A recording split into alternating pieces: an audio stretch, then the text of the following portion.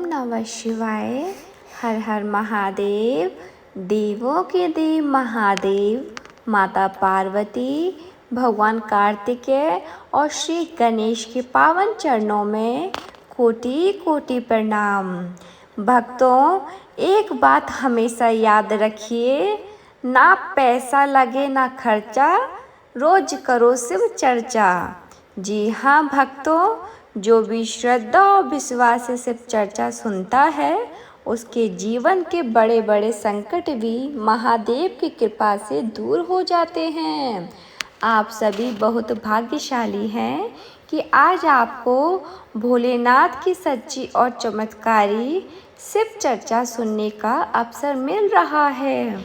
मान्यता है कि जो भी इस कथा को सच्चे मन से सुनता है और महादेव के 3 पवित्र सूत्रों को अपने जीवन में अपनाता है, उसके घर में सुख समृद्धि आती है, परिवार में बरकत होती है, रोग दोष दूर होते हैं और जीवन के दुख धीरे धीरे समाप्त होने लगते हैं। इसीलिए भक्तों, वीडियो शुरू करने से पहले कमेंट में ज़रूर लिखें ओम नमः शिवाय और इस पवित्र शिव चर्चा को अपने सभी प्रियजनों के साथ अवश्य शेयर करें ताकि उन तक भी महादेव की कृपा पहुंच सके। तो आइए भक्तों, अब श्रद्धा और विश्वास के साथ शुरू करते हैं। कंजूस बुढ़िया माई और शिव चर्चा की महिमा की अद्भुत कथा। हर हर महादेव। एक समय की बात है, एक छोटे से गांव में एक बूढ़ी माई रहती थी। उसके जीवन में कोई अपना नहीं था, ना बेटा, ना बहू, ना कोई रिश्तेदार। वह बिल्कुल अकेली रहती थी। लेकिन उस बुढ़िया की एक खास बात थी, वह भगवान महादेव की बहुत बड़ी भक्त थी। सुबह उठते ही दिन भर काम करते हुए और रात को सोने से पहले भी वह लगातार ओम नमः शिवाय का जाप करती रहती थी। परंतु उसकी भक्ति में एक बड़ी कमी थी। वह बहुत ही कंजूस स्वभाव की थी। घर में अनाज भरा रहता था, थोड़ा धन भी था, लेकिन अगर कोई गरीब दरवाजे पर आकर रोटी मांगता तो वह तुरंत मना कर देती। अगर कोई साधु संत भिक्षा मांगने आता तो वह बहाने बनाकर लौटा देती। गांव के लोग अक्सर उसे समझाते थे, माई, भगवान का नाम लेना बहुत अच्छी बात है, लेकिन थोड़ा दान पुण्य भी किया करो। कभी किसी भूखे को खाना खिला दो, कभी शिव चर्चा करवा दो। लेकिन बुढ़िया हमेशा यही कहती, मैं रोज भगवान शिव का नाम लेती हूँ। जब मृत्यु आएगी तो मुझे सीधे शिवलोक मिलेगा। मुझे किसी को कुछ देने की जरूरत नहीं है। धीरे धीरे उसकी कंजूसी की चर्चा पूरे गांव में फैल गई। महादेव की परीक्षा। कहते हैं कि भक्तों के कर्मों की खबर देवलोक तक पहुंच जाती है। जब ये बात महादेव तक पहुंची तो उन्होंने सोचा, देखते हैं ये बुढ़िया सच में कैसी भक्त है। एक दिन महादेव ने साधु का रूप धारण किया और उसके दरवाजे पर भिक्षा मांगने पहुँचे।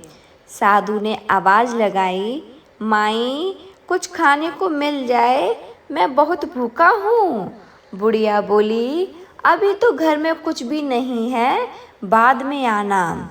साधु दोपहर में फिर आए। इस बार भी बुढ़िया ने कहा, अभी काम में लगी हूँ, बाद में आना। शाम को तीसरी बार साधु उसके दरवाजे पर पहुँचे, लेकिन इस बार भी बुढ़िया ने बहाना बना दिया और साधु को खाली हाथ लौटा दिया। साधु रूप में खड़े भगवान भोलेनाथ सब समझ गए और चुपचाप वहां से चले गए। कुछ समय बाद बुढ़िया की मृत्यु हो गई। जैसे ही उसके प्राण निकले, तुरंत यमदूत उसे लेने आ गए। यमदूतों को देखकर बुढ़िया गुस्से में बोली, तुम लोग मुझे क्यों ले जा रहे हो?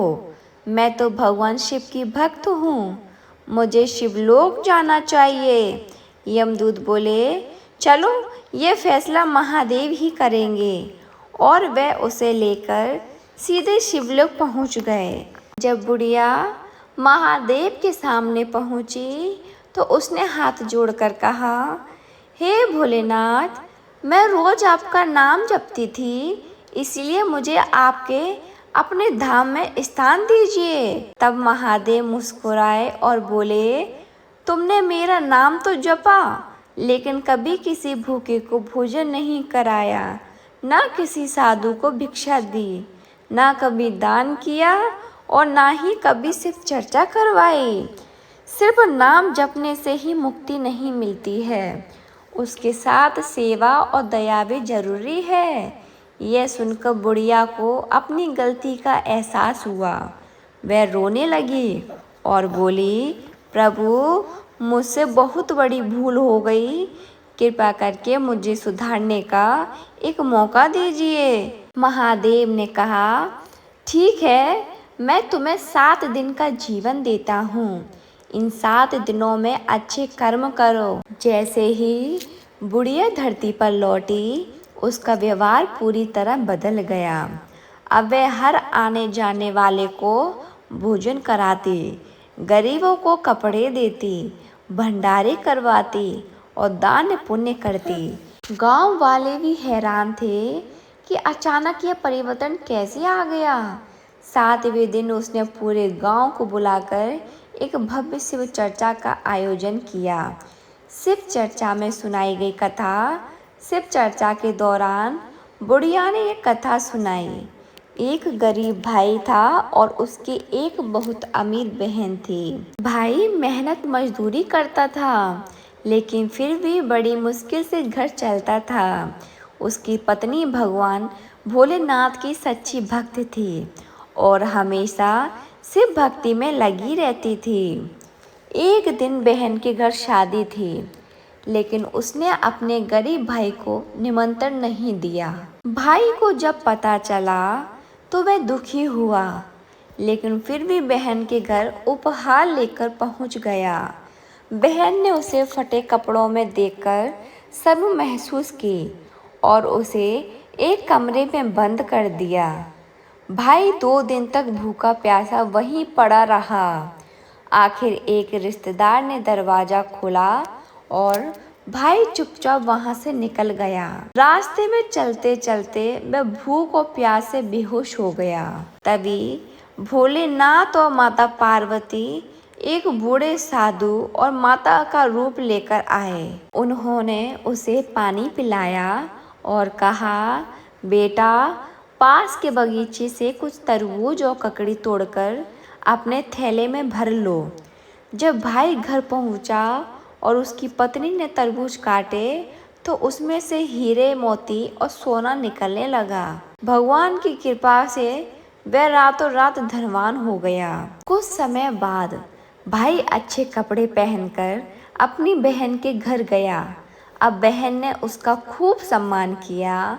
भाई समझ गया कि यह सम्मान उसके धन का है। उसने बहन को एक बोलने वाली जूती भेंट की, जिसमें से आवाज आती थी, गरीब का कोई रिश्ता नहीं होता, अमीर बहन और गरीब भाई का कोई नाता नहीं होता। बहन को अपनी गलती का बहुत पछतावा हुआ। कथा समाप्त होते ही बुढ़िया माई के प्राण निकल गए, लेकिन क्योंकि उसने अंतिम 7 दिनों में श्रद्धा से शिव चर्चा और दान पुण्य किया था, इसलिए भगवान भोलेनाथ ने उसे अपने धाम शिवलोक में स्थान दिया। इस कथा से हमें शिक्षा मिलती है कि सिर्फ भगवान का नाम लेना ही काफ़ी नहीं होता, बल्कि दया, सेवा और दान भी उतना ही जरूरी होता है। जो श्रद्धा से शिव चर्चा सुनता है और अच्छे कर्म करता है, उस पर हमेशा महादेव की कृपा बनी रहती है। भक्तों, इस कथा से हमें बहुत बड़ी शिक्षा मिलती है।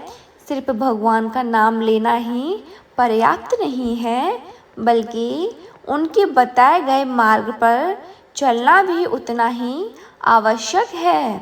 भगवान भोलेनाथ हमेशा अपने भक्तों से केवल एक ही चीज़ चाहते हैं, सच्चा मन, दया और सेवा का भाव। अगर कोई व्यक्ति सच्चे मन से भगवान का नाम ले, साथ ही भूखे को भोजन कराए, गरीबों की मदद करे और दान पुण्य करे, तो उस पर हमेशा भगवान की विशेष कृपा बनी रहती है। कहते हैं कि जो भी श्रद्धा और विश्वास के साथ शिव चर्चा सुनता है या करवाता है, उसके जीवन के कई कष्ट अपने आप दूर होने लगते हैं। उसके घर में सुख शांति आती है, परिवार में प्रेम बढ़ता है और धीरे धीरे जीवन में बरकत आने लगती है। इसीलिए भक्तों, हमेशा याद रखिए, ना पैसा लगे ना खर्चा, रोज करो शिव चर्चा। अगर आपको ये पवित्र कथा अच्छी लगी हो तो कमेंट में अवश्य लिखें ओम नमः शिवाय, और इस शिव चर्चा को अपने परिवार, मित्रों और सभी प्रियजनों के साथ अवश्य साझा करें, ताकि उन तक भी भगवान भोलेनाथ की कृपा पहुंच सके। अंत में देवों के देव महादेव, माता पार्वती, भगवान कार्तिकेय और श्री गणेश के चरणों में कोटि कोटि प्रणाम। हर हर महादेव। आप सबका दिन शुभ हो।